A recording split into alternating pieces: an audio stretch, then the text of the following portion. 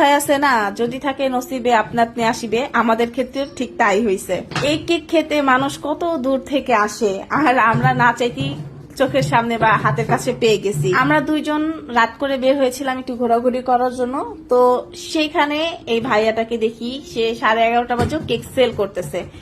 মাত্র 2 পিস কেকই তার কাছে ছিল। আমাদের আগে 2টা ভাই আসছিল, তো 2টা ভাইয়াকে বললো যে ভাই আপনারা একটা খান, আপুদেরকে একটা দিই, যেহেতু ওনারও আসছে আপনারাও আসছেন। মানে এই বিষয়টা আমার কাছে খুব ভালো লাগছে। মানে ওনার কমন সেন্সটা খুবই ভালো, মানে মন মানসিকতা ভালো, এটা বোঝা যায়। উনি চাইলে আমাদেরকে না দিলেও পারতো, তারপর উনি মাশাআল্লাহ দিছে। মানে মন মানসিকতা অনেক ভালো। তো আমি কিন্তু অনেক এক্সাইটেড ছিলাম যে আমি কখন এই কেকটা টেস্ট করব। বিশ্বাস করেন আমি খুবই এক্সাইটেড ছিলাম।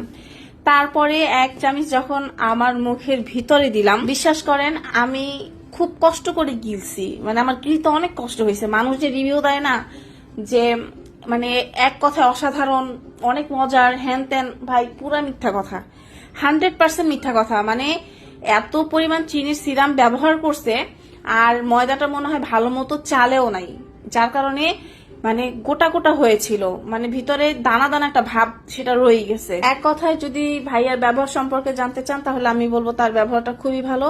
কেক সম্পর্কে জানতে চাইলে আমি বলবো শুধু শুধু টাকা নষ্ট, এছাড়া আর কিছুই না।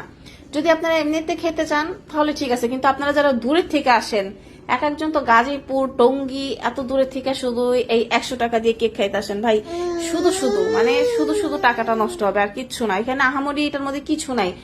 আর মানে ফ্লেভারটাও অত বেশি একটা ভালো লাগে নাই। ক্রিমটাও থাকতে থাকতে থাকতে থাকতে ক্রিমটাও জানি মানে খেতে কেমন লাগছে।